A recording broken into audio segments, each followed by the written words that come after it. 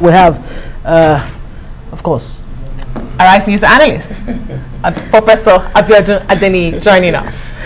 Thank you so much for being on the news tonight. Thank you very much. After you had our conversation, we're trying to reconnect with Pastor Tunde Bakare, who joined the Jamboree, if you like to call it that, the APC Jamboree, presidential Jamboree. Are you able to decode what is going on?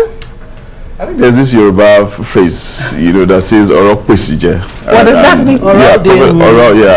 Professor Wole Soyinka, Professor Soyinka interpreted it to mean proposition swallows response. And I think you need to say that again.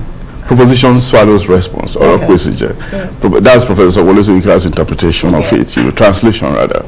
But what it means simply is that you are in a state where situations beggars believe, and you cannot understand. You're trying to decode. You're trying to make a meaning out of occurrences. That seems befuddling.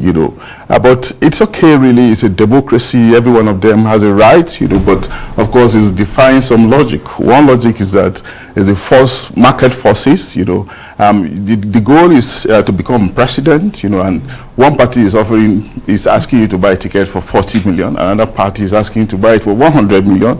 And ironically, or somehow, the one that has a higher price is the one that is attracting more patronage. So that's one aspect of it. The logic is being defied somehow in that area. Then the other point is that we have a situation where we're gradually building a supporters culture. A supporters culture, which is also integral to democracy. There's nothing wrong with it, but it's important to see that the supporters are also coming from the rank of followers. Followers that oftentimes we do not always want to blame. We rather want to blame the leaders. But maybe we should begin to change the narrative. That while we're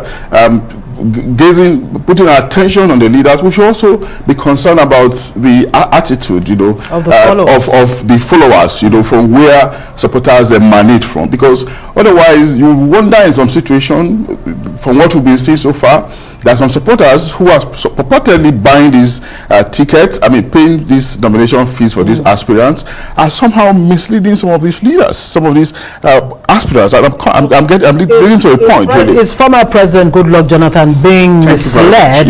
With hearing that some Al-Majiris and some Fulanis have, banded together to pick up 100 million naira for him. I think President Jonathan had actually etched his name in gold in the annals of this country, in the evolution of Nigerian democracy by conceding defeat in 2015. That was the first time we're going to have that kind of concession at a presidential level. And of course, his credit shot up. Afterwards, he enjoyed several invitations. He spoke to several audiences across the world. And of course, you could call him he has built a brand, across the globe.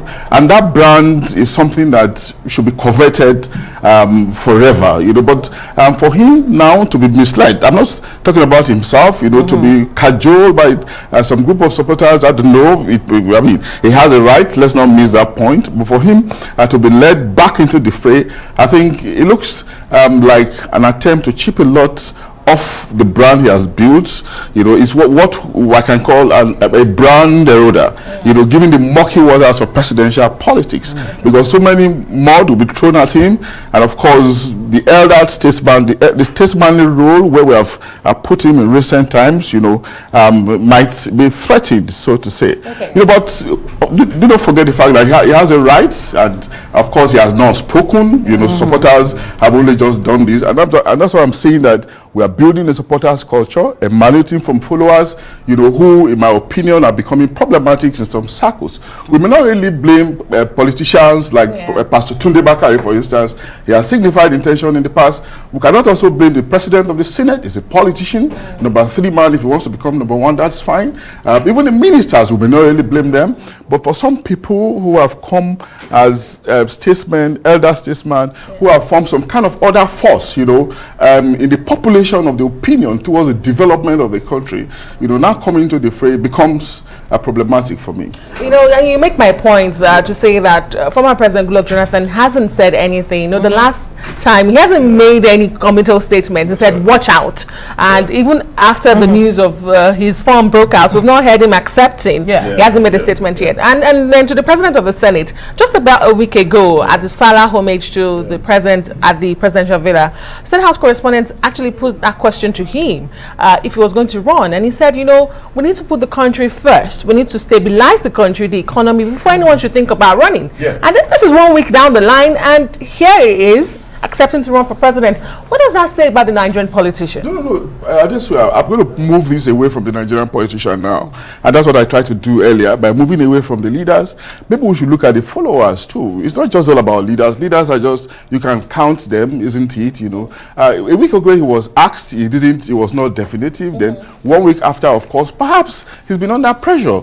And if they are buying it for him, he's been under pressure. You know, there's a way you can be pressured and you feel a sense of love, a sense of affection, and you do not want to disappoint those who are pressurizing you, really. So it may not be, we may not put it at the doorstep of the politicians. You know, what about the followers? What about those buying the forms, you know, paying the 100 million? The argument in circles that these monies are not necessarily being bought by, are being provided, but how do we prove it? You know, so we just have to believe what we've been told, that the followers are actually buying it, the supporters are buying it. Well, we'll have to leave it there.